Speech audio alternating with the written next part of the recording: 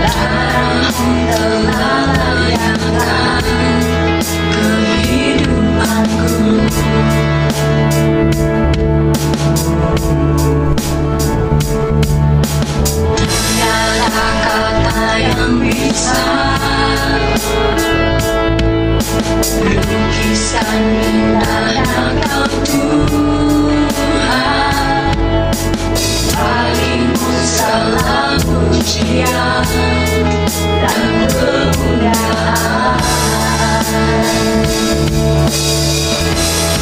Ku tinggikan Engkau Tuhan, melebihi segalanya, lebih dalam ku menyembah dalam roh dan kebenaran selamanya.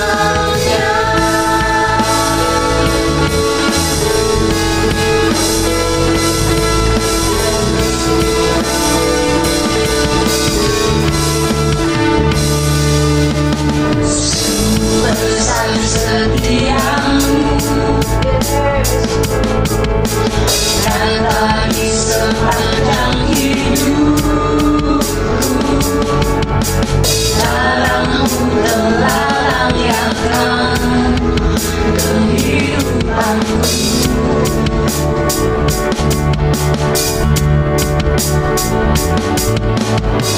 Tiada kata yang bisa melukiskan indahnya Kau Tuhan. Bagimu segala pujian dan kemuliaan. Ku tinggikan Engkau Tuhan, melebihi segalanya, lebih dalam ku menyembah dalam roh dan kebenaran selamanya. Selamanya Tuhan.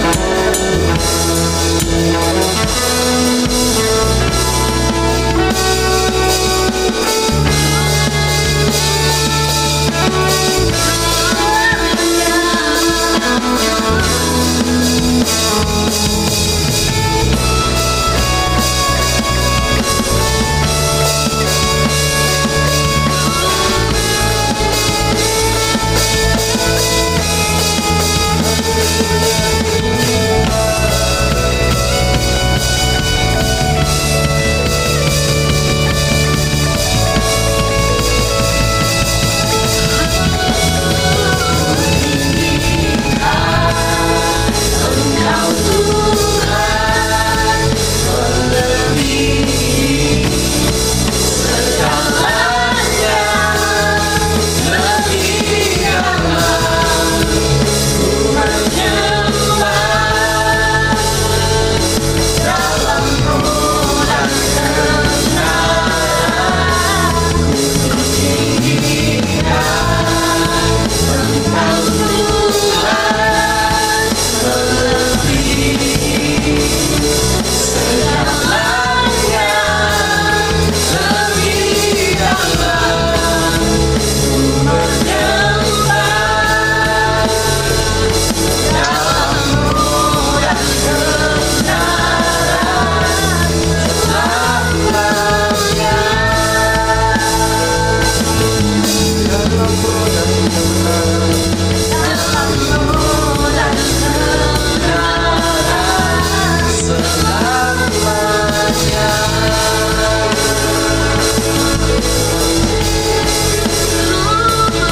Dalam roh dan kebenaran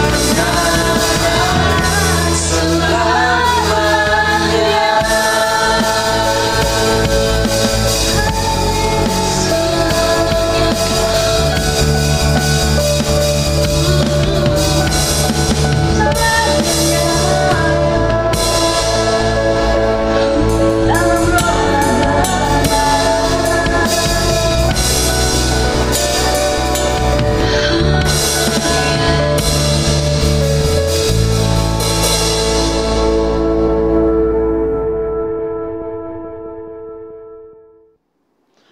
Salam semua jemaat Tuhan, apa kabar semua? Haleluya, semoga kita senantiasa berantusias di hadapan Tuhan. Sekali lagi kita bertemu di dalam online ibadah kita pada pagi hari ini. Haleluya, mari kita ambil sejenak, kita bersekutu bersama keluarga, kita bawa keluarga kita bawa pribadi kita untuk bertemu dengan Tuhan. Dan sementara itu ada firman Tuhan yang akan kita dengar pada pagi hari ini. Haleluya, saya percaya firman Tuhan yang akan disampaikan ini menguatkan kita semua.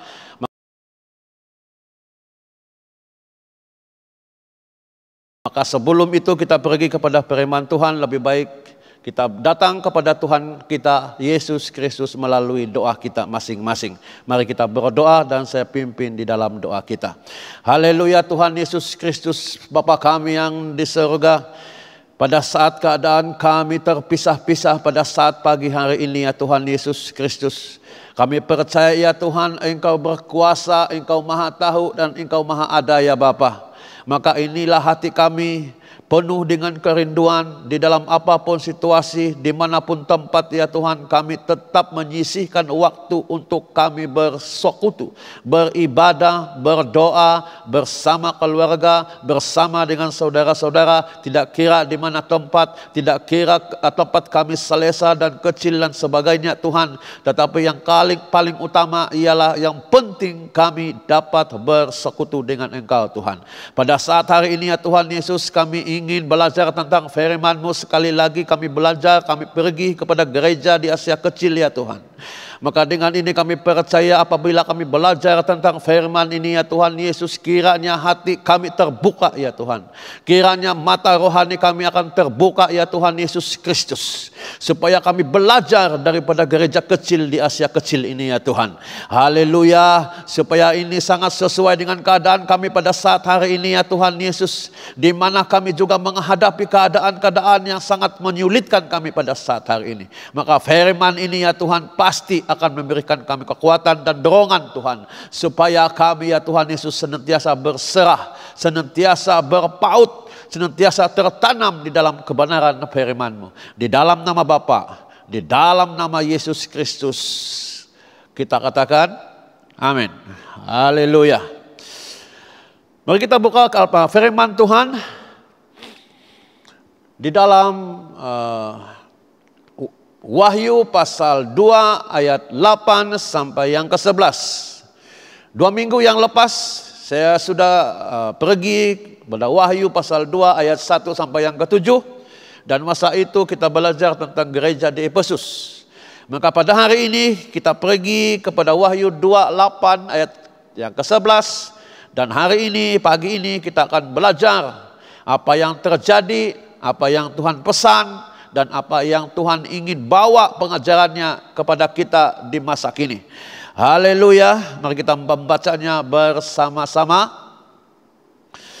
Ayat yang ke-8, dan tuliskanlah kepada malaikat jemaat di Smyrna, inilah firman dari yang awal dan yang akhir, yang telah mati dan hidup kembali. Aku tahu kesusahan dan kemiskinanmu, namun engkau kaya, dan fitnah mereka yang menyebut dirinya orang Yahudi, tetapi yang sebenarnya tidak demikian. Sebaliknya mereka adalah jemaah iblis. Jangan takut terhadap apa yang harus engkau derita. Sesungguhnya iblis akan melemparkan beberapa orang dari antaramu ke dalam penjara supaya kamu dicobai dan kamu akan beroleh kesusahan selama 10 hari. Hendaklah engkau setia sampai mati. Hendaklah engkau setia sampai mati. Dan aku akan mengaruniakan kepadamu mahkota kehidupan. Siapa bertelinga, hendaklah yang mendengarkan apa yang dikatakan Roh kepada jemaat-jemaat. Barang siapa menang, ia tidak akan menderita apa-apa oleh kematian yang kedua. Terima kasih Tuhan. Nah, kita belajar, kita pergi kepada latar belakang tentang Smyrna ini. Di mana gereja Smyrna ini ataupun kota Smyrna ini terletak lebih kurang 50 km ke utara Efesus. Oke, 50 km dari utara Efesus. Jadi 50 km ini tak berapa jauh sebenarnya. Mungkin dari Kelang sampai ke LAE, ya. Nah, nama Smyrna ini pada saat ini bukan lagi seminar sebenarnya, nama ini diganti kepada nama Izmir di Turki juga. Jadi saat ini Izmir mengambil ganti nama Smyrna, ya. So boleh dikenali ataupun Smyrna ini mereka lebih kenal perkataan Izmir. Kota ini dibangun sekitar 1000 sebelum Masehi. Jadi ini sama sejaman dengan Raja Daud. Oke? Jadi ini dibina, kota Smyrna ini dibina oleh orang Yunani 1000 sebelum Masehi. Dan pada tahun 600 sebelum Masehi, Smyrna ini telah diserang oleh kerajaan Lydia, sehingga Smyrna ini menjadi desa kecil. Tetapi 200 tahun kemudian, ataupun tahun 400 sebelum Masehi, ia dibangun kembali oleh Jenderal Yunani Lysimachus. Oke? Di bawah pemerintahan Alexander Agung ataupun Maharaja Rom pada masa itu, Alexander Agung. Jadi kota Smyrna dibangun kembali pada tahun 400 sebelum Masehi. Kita masih lagi kepada latar belakang Smyrna, bagaimana orang-orang pada zaman-zaman dahulu menggelar kota Smyrna ini, di mana kota Smyrna ini dibangun dengan nilai arsitek yang sangat tinggi, karena kita tahu bahwa orang Yunani lebih dulu bertamadun. Maka dengan ini orang Yunani membuat kota-kota, bangunan-bangunan di Smyrna dengan arsitek yang sangat tinggi sekali. Jadi di sini ada William Beckley mengatakan bahwa Smyrna ini menjadi satu perhiasan di Asia. Dan juga salah satu ataupun Smyrna ini mahkota Asia dan bunga Asia. Nah, begitu menurut penulisan William Beckley. Dan menurut Lucian pula, Smyrna ini adalah yang tercantik dari semua kota di dunia ini. Maksudnya kota Smyrna ini paling cantik, ya, tidak ada yang setanding dengan kota Smyrna. Dan menurut tulisan Aristides pula, keanggunan kota Smyrna ini seperti pelangi. Wah, begitu cantik sekali kota, begitu macam mana kata-kata daripada penulis-penulis terkenal pada masa itu, pujian mereka melambung tinggi kepada kota Smyrna. Maka keadaan biografi di Smyrna pula dikatakan bahwa angin barat, angin sepoi-sepoi yang lembut terus-menerus berhembus dan bertiup ke setiap bahagian kota ini, menjadikan kota Smyrna ini sangat segar, ya, sangat-sangat selesa sekali. Nah, ini antara apa yang ada di Smyrna pada 2000 tahun dahulu dari sekarang, ya. Pada tahun 2000 yang dulu mereka sudah ada stadium. Tengok, mereka sudah ada stadium 2000 tahun dahulu. Kita punya stadium yang paling tua, Stadium Merdeka, bila dibina. Bila dibina Stadium Merdeka? Saya dipahamkan Stadium Merdeka kita terletak di Kuala Lumpur, dibina pada tahun 1956. Tetapi di Smyrna 2000 tahun dahulu sudah ada stadium. Daripada sini memang mereka sudah lebih maju daripada kita, kan? Dan di kota Smyrna juga pada masa itu sudah ada tempat pusat teater musik. Sudah ada bangunan untuk perpustakaan. Oke, dan mereka juga ada pelabuhan yang maju pada masa itu. Wah, ini kota Smyrna. Oke, latar belakang Smyrna. Nah, yang sini pula, walau bagaimanapun di Smyrna ini terdapat dewa dewi, di mana salah satu yaitu dewa Zeus. Dewa Zeus ini adalah ketua dewa. Dan sini juga ada Dewi Cybele. di mana Dewi Cybele ini adalah Dewi kesuburan. Oke? Dewi kesuburan. Jadi siapa yang mandul boleh datang dengan Dewi ini. Oke? Dan selanjutnya Dewa Apollo. Di mana Apollo ini adalah dewa musik dan pencipta lagu, penyair. Di sini juga ada Dewi Nemesis, Dewi kemarahan. Di sini juga ada Dewi Aphrodite, Dewi cinta dan kecantikan. Jadi siapa yang mau cantik pada masa itu datang dengan Dewi ini, ya. Ya, siapa yang mau cantik macam Dewi ini datang dengan Dewi Aphrodite. Dewa Asclepios, dewa kesehatan dan pengobatan.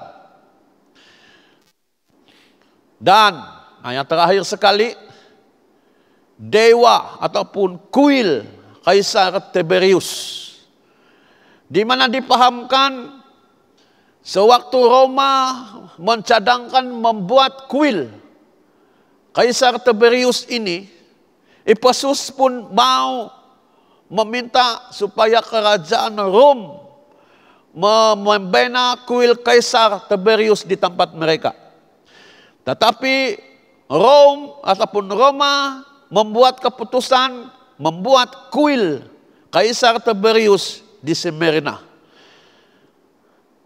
Karena disebabkan bahwa Smyrna sudah lebih awal membuat hubungan diplomatik dengan kerajaan Rom. Jadi itulah sebabnya Smyrna dipilih untuk membina kuil Kaisar Tiberius bagi Rom. Ya. Nah, kenapa kita harus mengetahui latar belakang di Smyrna? Semua kemudahan-kemudahan dan dewi dan dewa-dewa ini sudah ada sebelum gereja Tuhan terbentuk ataupun didirikan di Smyrna.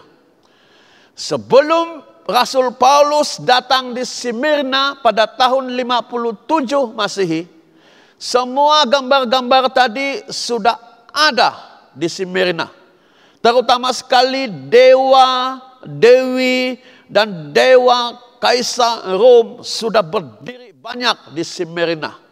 Maka di tengah-tengah kemajuan kemodernan yang berlaku di Smyrna dan dewa dan dewi dan juga gereja-gereja Yahudi yang lain yang tidak berorientasikan ataupun tidak menurut pengajaran Tuhan Yesus sudah banyak di Smyrna, maka terselit ataupun berdirinya gereja kecil yang percaya kepada Tuhan Yesus di tengah-tengah dewa, dewi, dan kemudahan-kemudahan yang sudah dibina di kota Smyrna. Nah, jadi saudara, asal-usul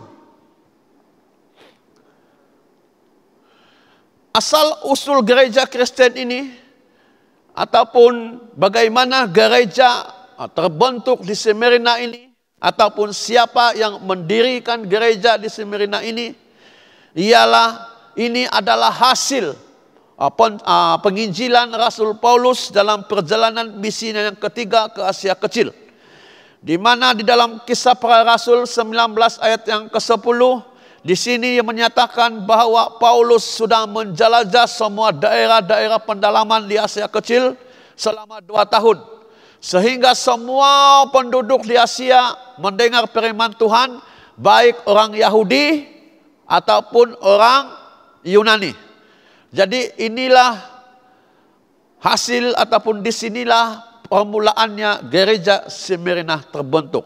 Maka di dalam Wahyu pasal 2 ayat 9 sampai yang ke-10, Yesus berkata, Yesus menyuruh supaya Yohanes menulis surat ini kepada malaikat jemaat di Smyrna sekali lagi, di mana Yesus menyuruh supaya surat ini disampaikan kepada pemimpin-pemimpin, kepada gembala, kepada penatua, kepada deacon, kepada pendeta yang ada di gereja di Smyrna. Kata Yesus pada ayat yang ke-9, aku tahu kesusahanmu.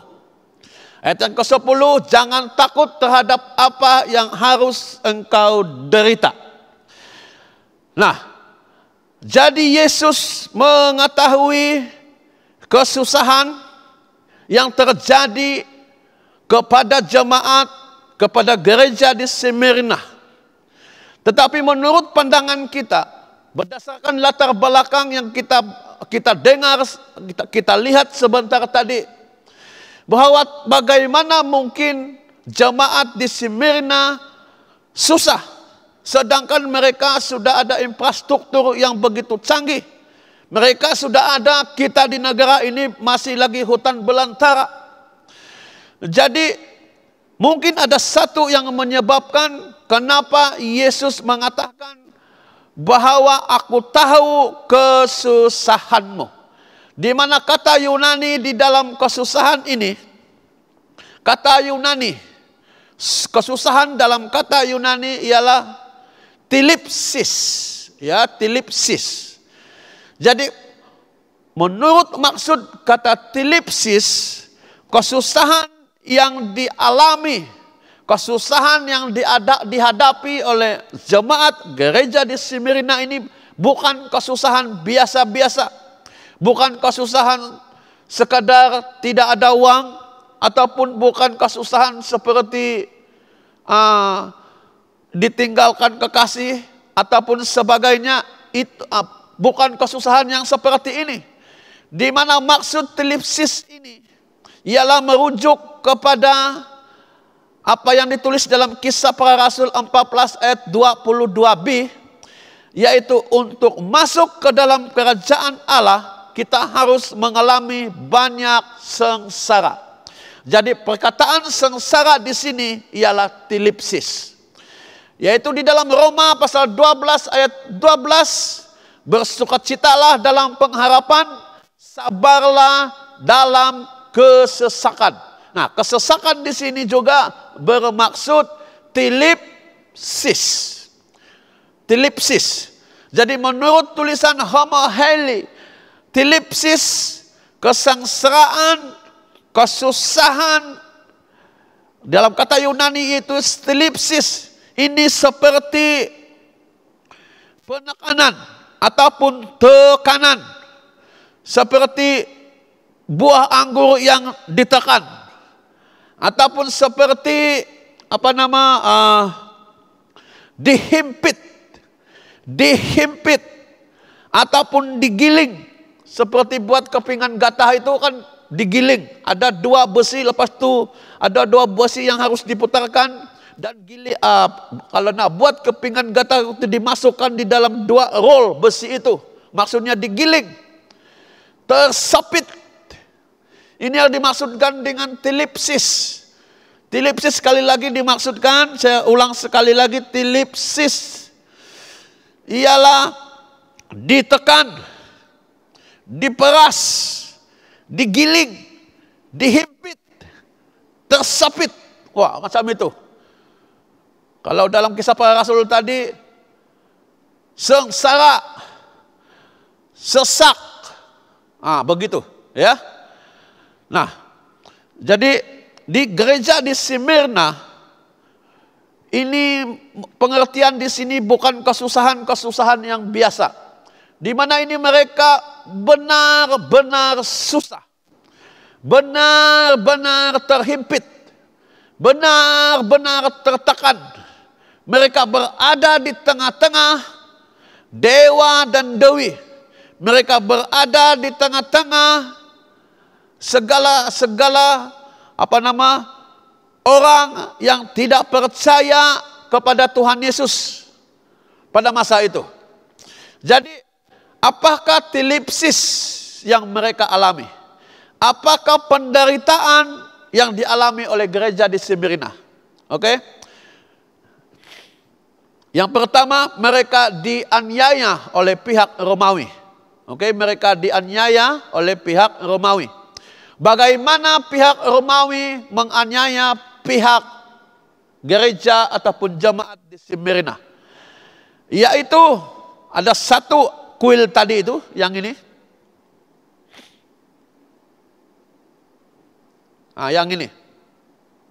Ya. Ini adalah kaisar daripada Roma. Dan mereka mendirikan dewa ini, kuil ini untuk Tiberius. Jadi semua rakyat di Smyrna wajib untuk menyembah, mempersembahkan satu kali dalam setahun untuk menyembah Tiberius. Nah, di sini kalau orang Kristen, jemaat di Smyrna enggan, tidak mau menyembah dan mempersembahkan korban di kuil Tiberius ini, di mana sewaktu mereka berada di kuil Tiberius ini, mereka akan disuruh untuk menyebut, mengucapkan kepada kaisar bahwa Kaisar Tiberius ini adalah Tuhan. Nah, apa yang terjadi kalau anak-anak Tuhan, jemaat di Smyrna tidak mengakui bahwa Tiberius ini adalah Tuhan, maka mereka akan disiksa. Oke, mereka akan dianiaya. Mereka akan dihukum. Di mana hukuman mereka kalau mereka tidak percaya kepada dewa ini, maka orang Romawi akan menangkap orang-orang Kristen di Smyrna. Setelah ditangkap, mereka akan menaruhkan mereka di stadium tadi itu. Di stadium, kan ada stadium kan tadi? Sama ada di stadium ataupun di pusat music theater tadi. Ya. Maka di sana mereka akan memanggil orang rakyat Smyrna, di mana akan diumumkan bahwa ada pertunjukan. Dan pertunjukannya ialah orang-orang Kristen. Mereka akan menyaksikan orang-orang Kristen di Smyrna akan dimakan oleh binatang buas seperti singa yang sedang kelaparan. Nah, ketika surat ini ditulis saudara dan saudari, di mana kitab ataupun surat Wahyu ditulis pada tahun 90 Masehi. Ketika surat ini ditulis untuk gereja di Smyrna, harus kita tahu bahwa sudah ada 11 orang hamba Tuhan yang mati syahid, yang tidak menyangkal iman mereka, maka mereka menyerahkan hidup mereka, badan mereka dihukum oleh orang Romawi. Pada masa itu sudah ada 11 hamba Tuhan. Dan 11 bisop ataupun hamba Tuhan, 10 yang tidak menyangkal, 1 yang menyangkal kepada Tuhan Yesus. Nah, apatah lagi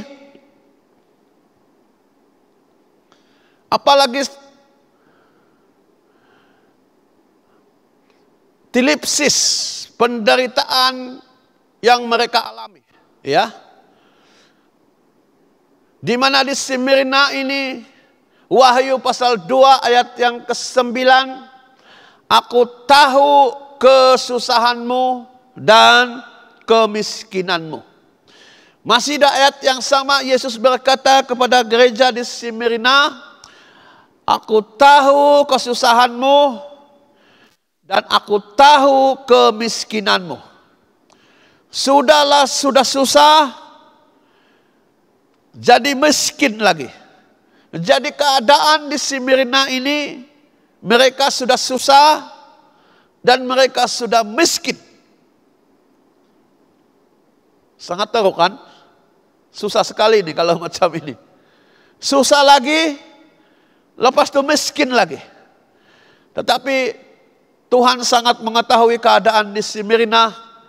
Dan saya percaya juga bahwa Tuhan juga begitu prihatin, begitu mengetahui keadaan hamba-hamba Tuhan pada masa-masa ini. Ataupun di dalam gereja kita, Grace Bahasa. Jika ada hamba-hamba Tuhan dan antara kita jemaat-jemaat Tuhan yang mengalami kesusahan-kesusahan di waktu pandemik ini, Tuhan berkata, aku tahu kesusahanmu. Amin. Tuhan mengetahui kesusahan kita. Dan bukan setakat kesusahan sahaja, kata Yesus kepada di Smyrna, kepada gereja di Smyrna, aku tahu kemiskinanmu.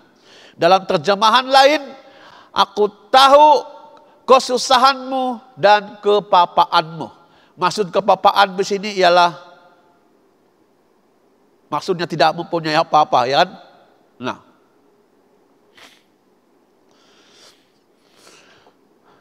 jadi di Smyrna ini gereja dan jemaatnya adalah miskin. Oke? Jadi ini sangat sekali berlawanan dengan keadaan di kota Smyrna yang sangat indah, bahkan paling indah di seluruh wilayah Asia. Ataupun jemaat di Smyrna ini miskin di antara orang-orang kaya, ataupun mereka ini miskin di dalam kota yang sangat kaya. Nah, kata Yunani di dalam perkataan kemiskinan di dalam Yunani mempunyai dua maksud, yaitu maksud yang pertama miskin, sama-sama miskin. Miskin yang pertama ialah Pentikros.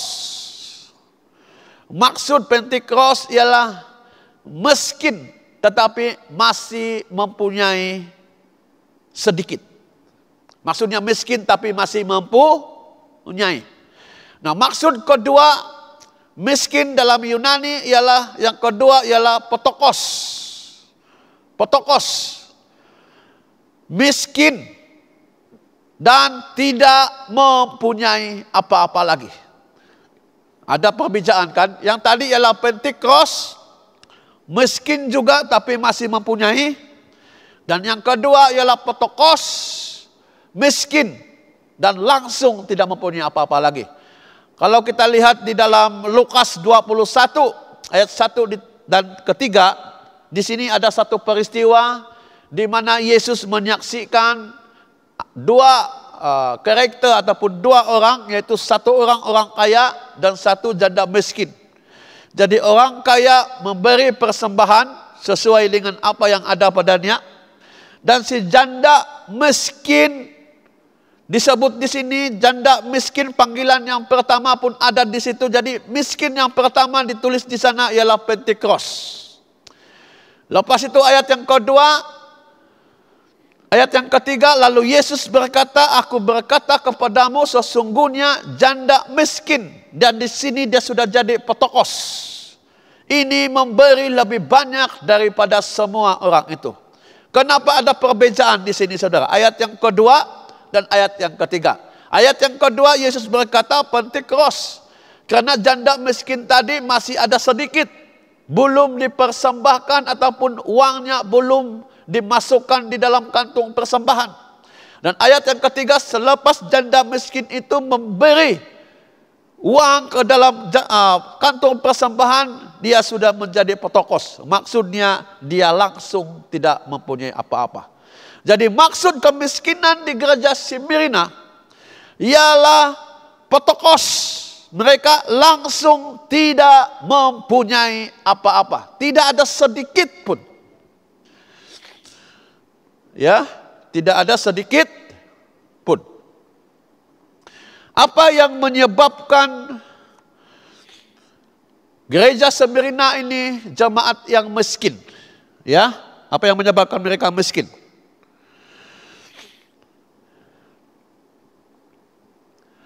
Karena sebagai orang Kristen mereka selalu bekerja dengan jujur, tanpa kompromi dengan dosa. Jadi banyak orang Yahudi dan Yunani yang tidak mau berdagang ataupun membuat perniagaan dengan mereka. Dan saat mereka mengetahui bahwa mereka itu adalah orang Kristen, mereka memboikot, mereka menjauhi, dan mereka tidak mau membuat bisnis dengan mereka. Nah, ini salah satu dia. Oke, menurut ditulis dalam What Christ Think of the Church. Oke, halaman 38. Dan apa yang menyebabkan jemaat Smyrna jatuh miskin? Yang ketiga ialah mereka dihambat di dalam pekerjaan mereka. Mereka dinafikan hak mereka. Oke, malah mereka dipecat, karena iman mereka kepada Kristus. Dan yang ketiga, segala rumah, harta benda mereka, kalau mereka ini adalah pengikut Kristus, mereka segala yang mereka miliki akan dibakar.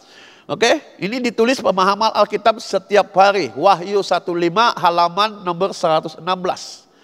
Jadi ini yang menyebabkan gereja di Smyrna miskin.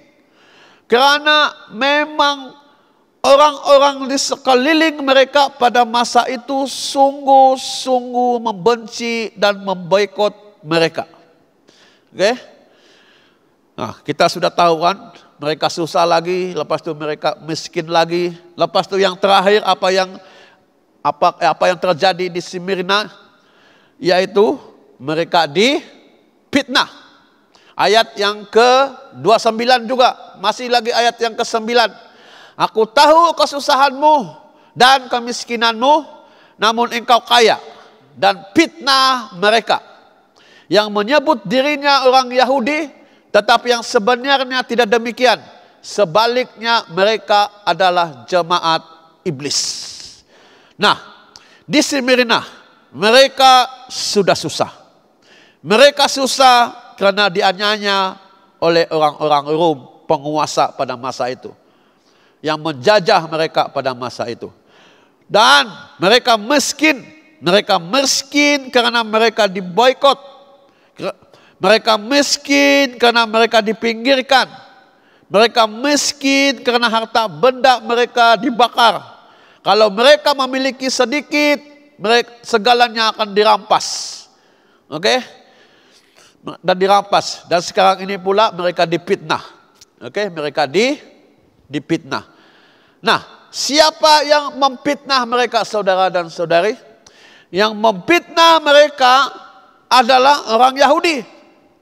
Maksudnya di sini mereka difitnah oleh bangsa mereka sendiri. Tidak, bukan orang lain yang memfitnah orang Kristen di Smyrna. Karena kebanyakan orang yang percaya di Smyrna ini adalah orang Yahudi. Tetapi yang memfitnah mereka juga adalah sebangsa dengan mereka. Sebangsa dengan mereka. Nah, di sini ada beberapa case, ya. Apakah peristiwa ataupun apakah fitnahan-fitnahan yang dilontarkan kepada jemaat gereja di Smyrna, di mana kita tahu bahwa di dalam gereja ada satu sakramen, yaitu tentang perjamuan kudus. Di dalam perjamuan kudus, di situ kita semua tahu bahwa inilah tubuhku, makanlah. Inilah darahku, minumlah.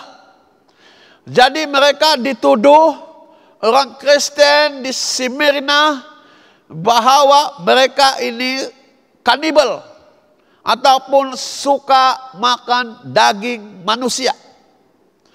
Jadi kalau ada case kehilangan kanak-kanak di Smyrna, mereka dituduh orang Kristen yang menculik anak-anak ini karena mau dimakan. Nah, yang lain, pinahan yang kedua, orang Kristen juga ada satu sakramen, yaitu perjamuan agape, perjamuan kasih. Dan mereka juga dipitnah dengan perjamuan kasih ini, mereka mengadakan pesta seks di gereja. Ya. Yang ketiga, karena orang Kristen menolak semua patung, dewa dan dewi di Smyrna tadi itu, yang mula-mula itu sudah ditayangkan tadi itu banyak dewa kan, banyak dewi, termasuk Dewi Kaisar dari Roma. Mereka di mana? Mereka menolak, tidak mau menyembah dengan dewa-dewa dan patung-patung ini. Maka mereka difitnah sebagai orang-orang etis. Di mana mereka tidak percaya ada Tuhan, itu etis, tidak percaya ada Tuhan. Keempat, Karena orang Kristen tidak bersedia ataupun tidak menyebut kaisar sebagai Tuhan. Maka orang Yahudi sebangsa dengan mereka memfitnah gereja di Smyrna bahwa mereka tidak setia kepada kerajaan Rom. Yang kelima, karena dari gereja Kristen ada khotbah. Khotbah tentang akhir zaman, di mana dunia ini akan segera dihancurkan. Maka mereka dituduh yang membawa khotbah-khotbah seperti ini menyebarkan fitnah kepada orang-orang ataupun rakyat di Smyrna sebagai penghasut rakyat, ya, penghasut rakyat. Jadi mereka tuduh orang-orang Kristen ini adalah penghasut. Oke? Jadi pada masa itu sudah ada akta hasutan sudah. Ya. Sudah ada akta hasutan. Jadi semua ini saudara ada dalam buku yang ditulis. Nah, jadi apa yang terjadi apabila orang-orang Kristen di Smyrna ini difitnah sedemikian rupa, maka makin bertambahlah kesusahan, kemiskinan, penderitaan, kesengsaraan, segala tekanan, segala himpitan, kesesakan yang mereka alami semakin berat. Semakin berat. Tetapi ingat, ada Yesus katakan tadi itu di ujung tadi itu, kan? Yaitu dan fitnah mereka yang menyebut dirinya orang Yahudi. Tetapi sebenarnya tidak demikian.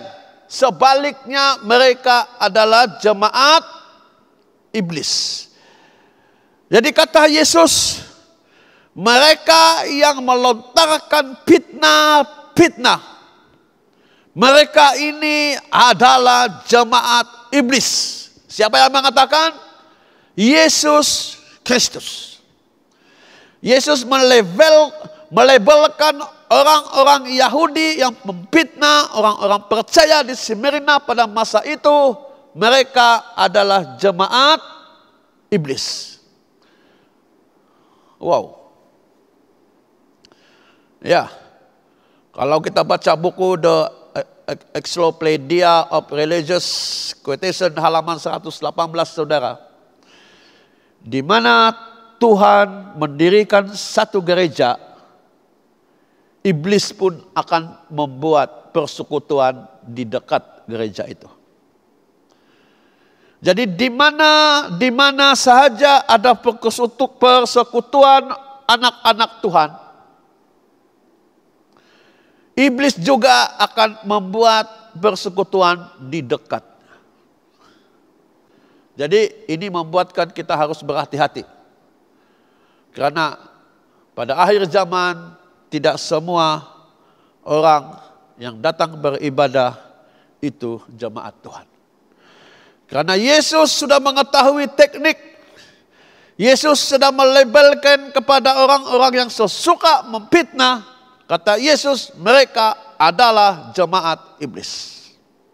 Kita teruskan. Kesusahan selama 10 hari. Wahyu 2 ayat 10.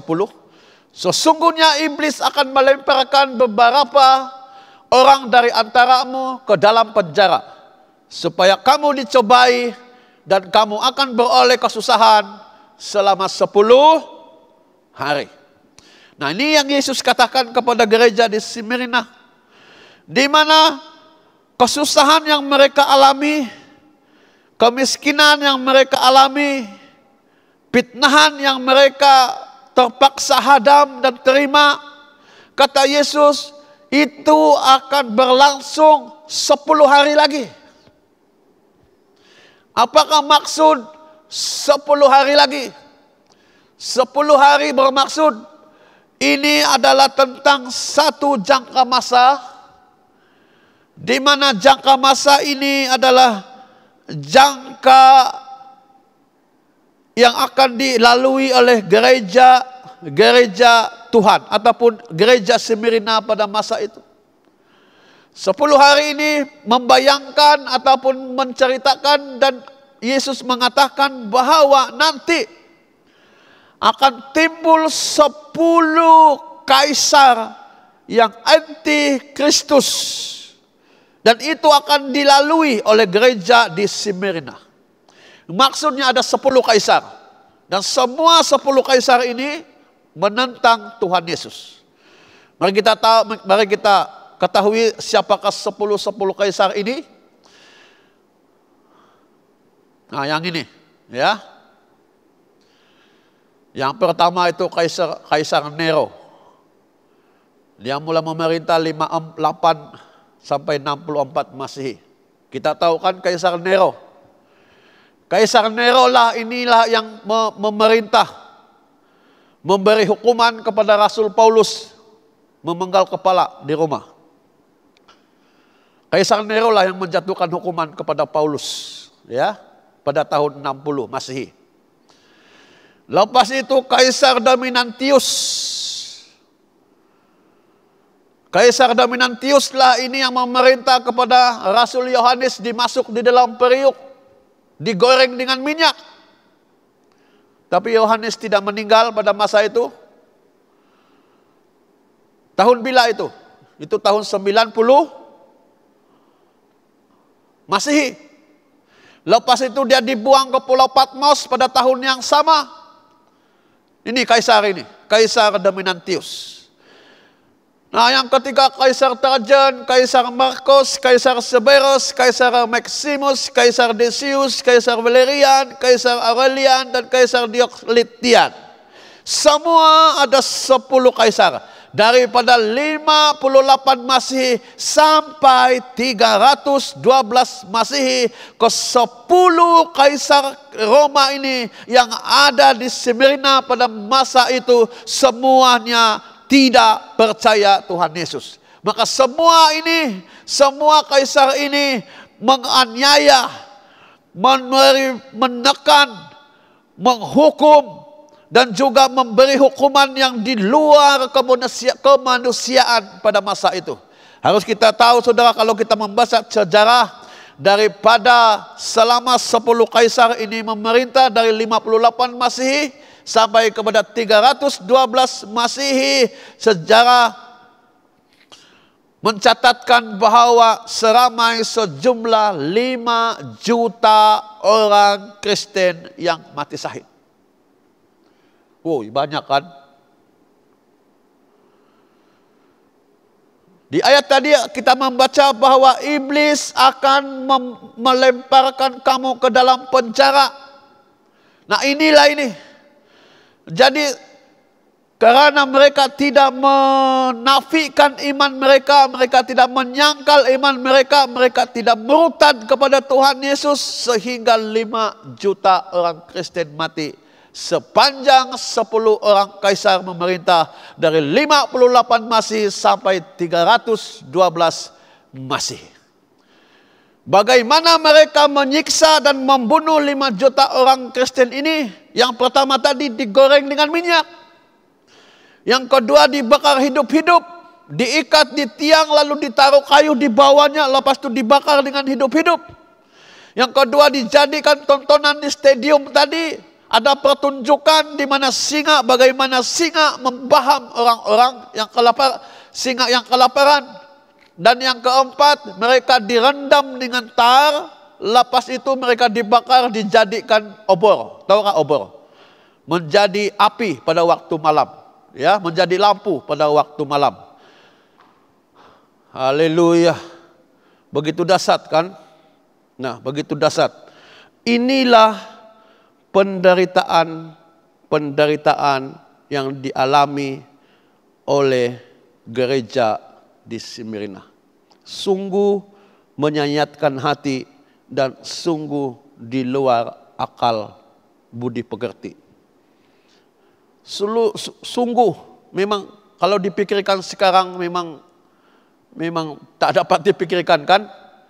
Nah, jadi Kristen, gereja yang benar pasti mengalami banyak penderitaan. Oke? Pengikut Tuhan yang benar, gereja Tuhan yang benar, pasti melalui penderitaan. Yohanes 15 ayat 18 sampai 20. Jikalau dunia membenci kamu, ingatlah bahwa ia telah lebih dahulu membenci aku, kata Tuhan Yesus, daripada kamu. Ingatlah apa yang telah kukatakan kepadamu, seorang hamba tidaklah lebih tinggi daripada tuannya. Jikalau mereka telah menganiaya aku, mereka juga akan menganiaya kamu. 1 Tesalonika pasal 3 ayat 3. Jangan ada orang yang goyang imannya karena kesusahan ini. Kamu sendiri tahu bahwa kita ditentukan untuk itu. Yohanes 16 ayat 2. Kamu akan dikucilkan, bahkan akan datang saatnya bahwa setiap orang yang membunuh kamu akan menyangka bahwa ia berbuat bakti kepada Allah. Yohanes 16 ayat 33. Semuanya itu kukatakan kepadamu supaya kamu beroleh damai sejahtera dalam aku. Dalam dunia kamu menderita penganiayaan, tetapi kuatkanlah hatimu, aku telah mengalahkan dunia. Gereja yang benar, seorang pengikut Tuhan yang benar, mereka yang siap menderita. Firman Tuhan sudah memberitahu kita awal-awal. Ya. Sehingga, menurut Yohanes tadi, sehingga mereka yang menganiaya kita itu, sehingga mereka yang mau membunuh kita itu merupakan satu ibadah mereka kepada Tuhan mereka. Sampai begitu sekali, ya.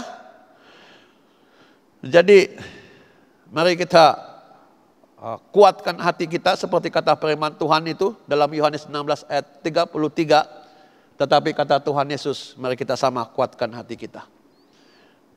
Kuatkanlah hati kita, karena kata Yesus, aku telah mengalahkan dunia. Nah, jadi penderitaan ini menjadi ciri dari gereja Tuhan ataupun murid Kristus yang sejati. Tanda pertama dari gereja yang benar adalah kasih. Di gereja Efesus yang kita belajar, gereja Efesus telah kehilangan kasih. Jadi apabila kehilangan kasih, gereja Efesus menjadi reruntuhan. Jadi gereja yang benar sebenarnya seharusnya gereja itu dipenuhi dengan kasih. Kalau gereja Efesus penuh dengan kasih pada masa itu, kita percaya gereja Efesus tidak akan menjadi reruntuhan sampai saat ini. Di mana dia akan berdiri megah, masih wujud ataupun sebagainya. Dan ciri yang kedua ialah penderitaan. Jadi tadi gereja Efesus kehilangan kasih, seharusnya dia mempunyai karakter kasih. Jadi di Smyrna Yesus mengajar bahwa di Smyrna penuh dengan penderitaan. Jadi ciri gereja Tuhan yang benar dan pengikut Tuhan yang benar adalah penuh kasih dan sedia untuk mengalami penderitaan dalam dunia ini. Nah, kalau Kristen ataupun kalau gereja sama sekali tidak menderita, terus menerus aman tanpa pernah mengalami kesulitan, kita harus bertanya, ya. Yesus berkata bahwa dunia akan membenci kamu. Yohanes 15 ayat 18 dan 20 tadi. Oke. Saya ulang lagi. Kalau kita sama sekali tidak merasa ataupun tidak menderita saat-saat ini, terus menerus aman, sentosa, apalagi selesa dan sebagainya tanpa pernah mengalami kesulitan, kita harus bertanya. Karena Yesus sudah berkata dalam Yohanes pasal 15 ayat 18-20 bahwa dunia akan membenci kamu. Tetapi mengapa dunia tidak membenci, malah mengasihi dengan baik-baik? Kata Yesus, Dalam dunia kamu akan menderita penganiayaan. Itu dalam Yohanes 16 ayat 33. Tetapi mengapa mereka sama sekali tidak mengalaminya? Bahkan hidup dengan aman. Firman Tuhan berkata bahwa kamu dikaruniakan juga untuk menderita. Filipi pasal 1 ayat 29. Ini soalannya. Tetapi mengapa mereka tidak mendapat karunia seperti itu? Firman Tuhan berkata, Kristen ditentukan untuk kesusahan-kesusahan.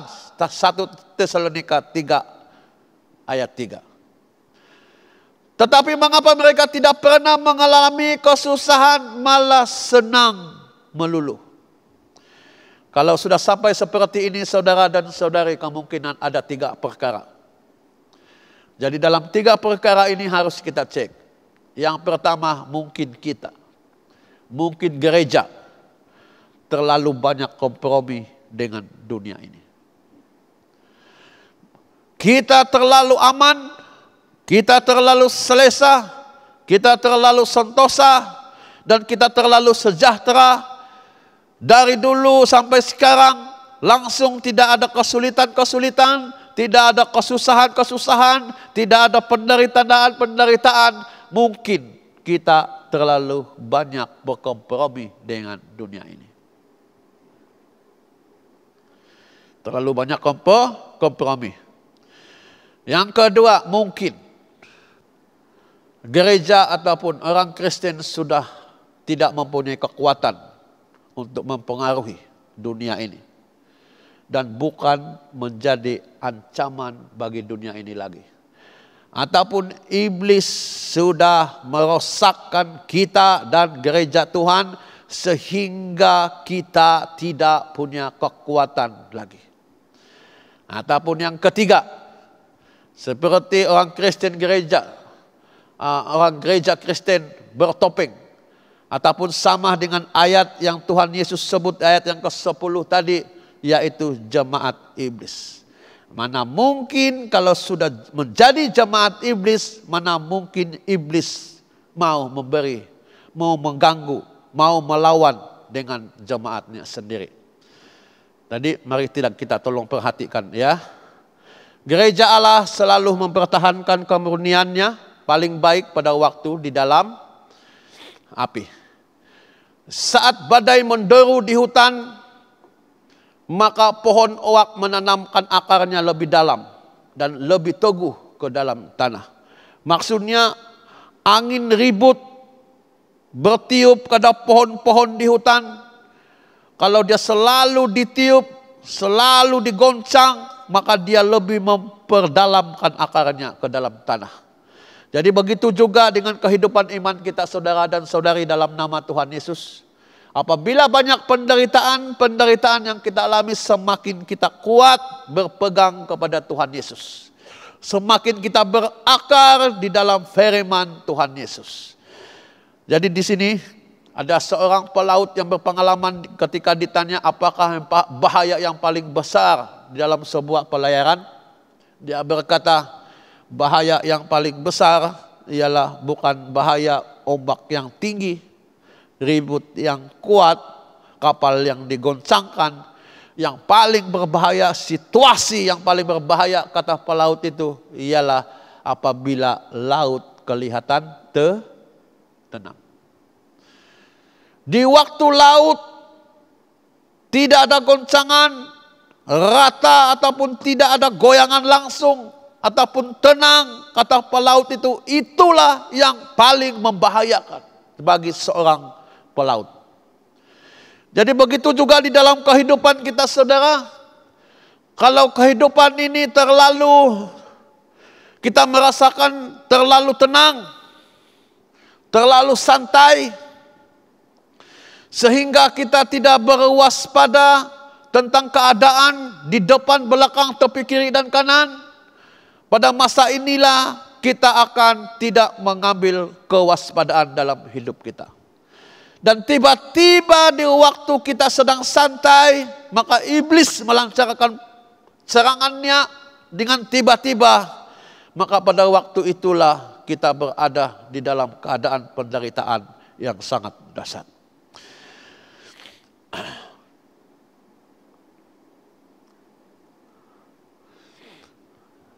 Jadi kesimpulannya ada 3 ayat saja di Smyrna, 3 ayat di Smyrna tadi yang ditulis oleh Tuhan Yesus. Jadi kesimpulannya jemaat di Smyrna adalah jemaat yang menderita dan miskin. Ditambah lagi mereka dipitnah. Tetapi satu hal, kalau di Korintus Yesus memuji, lepas dia puji di Efesus, di Efesus Yesus mencela Efesus. Tapi di Smyrna, Yesus langsung tak memberi celaan kepada jemaat di Smyrna. Kenapa Yesus langsung tidak memberi celaan kepada jemaat di Smyrna? Karena dengan 3 faktor tadi di mana kita percaya bahwa Yesus pun sendiri begitu terkesan. Yesus sendiri pun begitu tersentuh hatinya. Yesus sendiri pun menangis melihat keadaan jemaat di Smyrna. Karena jemaat di Smyrna mereka begitu susah. Mereka begitu miskin. Dan mereka juga dipitnah oleh saudaranya sendiri.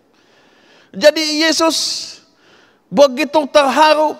Yesus begitu sedih. Yesus begitu tidak. Ya. Jadi walaupun secara kehidupannya di Smyrna itu begitu buruk daripada semuanya. Tapi lihat apa yang terjadi di Smyrna ya. Jemaat di Smyrna adalah salah satu daripada 7 jemaat di Wahyu yang masih wujud sampai sekarang. Ya. Smyrna masih wujud sampai sekarang. Tuhan sudah mengotakkan janjinya, kuatkanlah, bertahanlah, dan jangan takut, kata Tuhan Yesus. Dan jemaat di Smyrna menangkap, memegang pesan Tuhan Yesus ini. Dan mereka, apa akibatnya? Smyrna masih wujud sampai saat ini. Walaupun sampai 5 juta orang Kristen meninggal dalam 300 tahun. Tetapi mereka tetap tidak menyangkal Tuhan Yesus Kristus. Jadi saudara dan saudari yang saya kasihi dalam nama Tuhan Yesus. Mari kita bertahan, amin. Ayat yang ke-9, setialah sampai mati.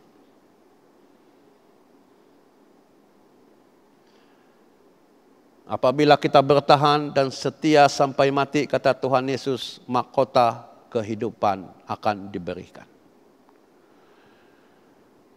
Di gereja Efesus Tuhan berkata, siapa yang bertobat dan bertahan, aku akan memberi makan dari pohon kehidupan.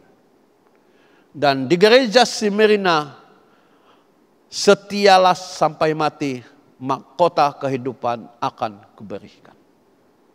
Jadi mari kita grace bahasa, kita bertahan dalam kesusahan yang kita alami saat ini. Mari kita setia kepada Tuhan Yesus dengan apa sahaja yang bakal berlaku, dengan apa sahaja yang kita hadapi. Katakan tidak kepada dosa. Katakan tidak kepada dunia ini. Katakan tidak kepada segala penguasa-penguasa kepada dunia ini. Katakan tidak kepada iblis. Mari kita setia sampai mati kepada Yesus Kristus. Karena Yesus menjanjikan mahkota kehidupan. Apakah maksud pohon kehidupan yang ditulis di dalam Efesus? Untuk gereja Efesus, pohon kehidupan itu melambangkan Yesus sendiri. Dan apakah maksud mahkota kehidupan? Mahkota kehidupan inilah kehidupan untuk selama-lamanya bersama Tuhan Yesus. Saudara, apa yang terjadi di Smyrna saat ini?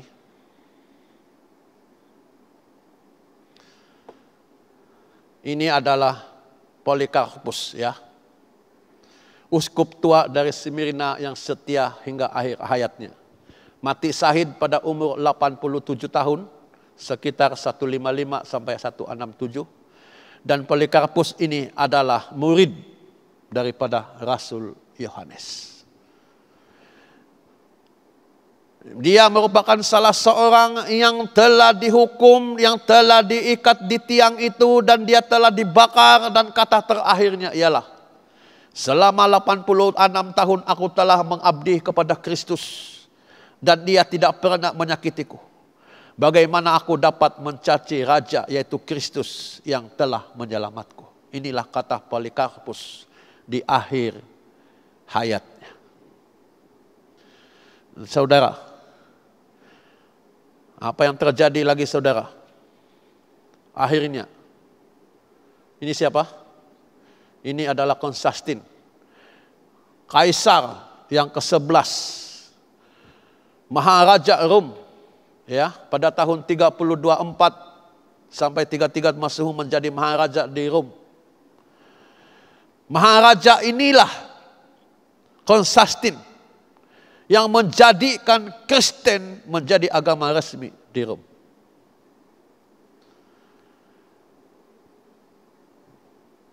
Sungguh luar biasa kan? 10 kaisar, Tuhan sudah menubuatkan 10 kaisar yang akan menganiaya jemaatku, tetapi kaisar yang ke-11 adalah kaisar yang percaya kepada Tuhan Yesus. Karena penderitaan yang dialami oleh gereja di Smyrna itu yang membuatkan daripada darah 5 juta orang tadi, oleh darah Rasul Yohanes tadi, Polikarpus, menyebabkan seluruh Eropa menjadi orang Kristen.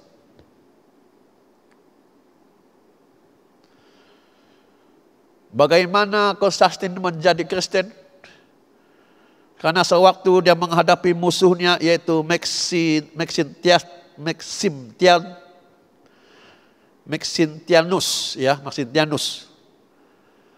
Dia hanya mempunyai 90 ribu tentara, tapi musuhnya mempunyai 2 kali ganda tentara banyaknya.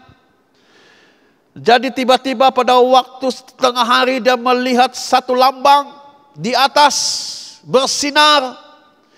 Dan dia mendengar kata bahwa signo hoc. Maksudnya dalam tanda ini kamu akan menaklukkan. Maka Konstantin pun dia tidak tahu apa itu tanda. Lepas itu dia menyuruh semua tukang besi membuat tanda ini. Dan akhirnya tanda itu adalah salib. Jadi Konstantin berjanji bahwa kalau dia menang di dalam peperangan ini, karena tanda ini aku akan menjadi Kristen dan membuat semua empire Rom akan menjadi agama Kristen. Inilah mukjizatnya ya. Tuhan sangat mengotakkan janjinya bahwa tidak selama-lamanya kita menderita. Inilah Smyrna sekarang. Tetap indah sampai sekarang ya. Cantik kan? Kalau di Efesus tinggal tunggul. Tapi di Smyrna sudah 2000 tahun, lebih 2000 tahun. Tengok sekarang. Sangat cantik. Malah Smyrna ini ataupun Izmir adalah kota yang ketiga setelah Istanbul dan Ankara di Turki, yang paling besar dan yang paling masyhur ialah Smyrna. Jadi saudara dan saudari yang saya kasihi dalam nama Tuhan, kita ditentukan untuk menderita. Kita dikaruniakan untuk menderita. Mungkin ada di antara kita yang berkata di dalam 1 Korintus 10 ayat 13. Yaitu pencobaan-pencobaan yang kamu alami adalah pencobaan-pencobaan biasa yang tidak melebihi kekuatan manusia. Sebab Allah setia dan karena itu Ia tidak akan membiarkan kamu dicobai melampaui kekuatanmu. Pada waktu kamu dicobai, Ia akan memberikan kepadamu jalan keluar sehingga kamu dapat menanggungnya. Pencobaan Mula-mula saya baca, saya ingat ini sama istilah dengan penderitaan. Tapi makin lama makin saya membaca pencobaan dengan penderitaan.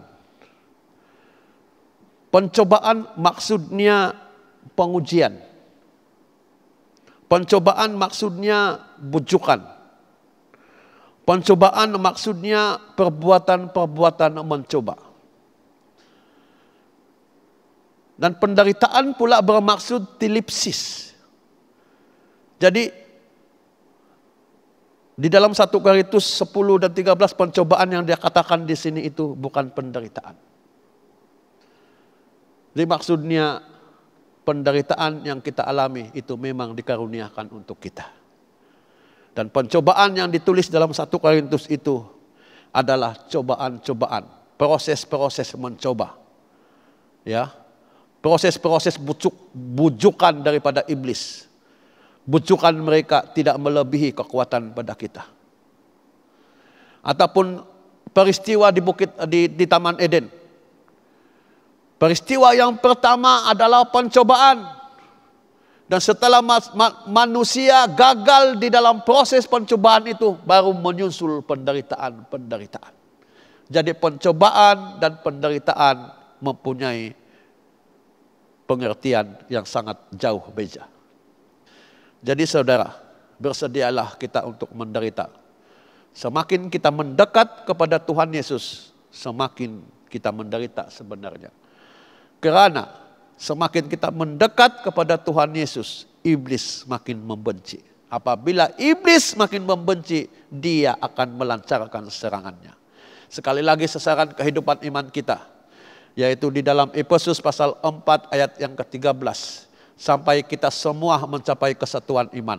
Pengetahuan yang benar tentang anak Allah. Kedewasaan penuh. Dan tingkat pertumbuhan-pertumbuhan yang sesuai dengan kepenuhan Kristus. Dan saya percaya di Smyrna mereka mencapai sasaran ini. Di mana di Smyrna, gereja di Smyrna, mereka bersatu di dalam iman. Mereka memiliki pengetahuan yang benar tentang anak Allah. Sehingga mereka tidak takut walaupun mereka dibakar hidup-hidup. Mereka dewasa di dalam iman mereka. Mereka tidak dapat ditandingi oleh filsafat dunia ini. Mereka ada peningkatan pertumbuhan dalam iman. Pengalaman bersama Kristus. Dan sehingga akhirnya mereka dipenuhi Kristus. Maksudnya mereka menjadi alat. Sehingga mereka memancar, iman mereka menjadi kesaksian bagi seluruh dunia ini. Itulah apa yang terjadi di Smyrna. Marilah kita menjadi di Smyrna, walaupun mungkin pada saat ini susah, walaupun mungkin pada saat ini kita menderita, kita difitnah, tetapi kata Tuhan, itu tidak melebihi kemuliaan yang Tuhan berikan kepada kita. Mari kita berdoa. Bapa kami yang di surga, kami bersyukur Tuhan Yesus karena Engkau memberitahukan kepada kami. Kami ditentukan untuk menderita. Itulah sebabnya kami harus bersiap sedia mulai pada saat ini ya Tuhan Yesus Kristus. Kami tidak mau menganggap bahwa keadaan yang selesa ini akan kekal lama. Tetapi biarlah kami mempersiapkan diri kami menderita bersama Kristus. Karena apa yang terjadi pada gereja-gereja Tuhan pada saat ini dan sampai di negara kami itu semua berasal daripada gereja yang mula-mula. Terutamanya di Smyrna dan di Philadelphia ya Tuhan.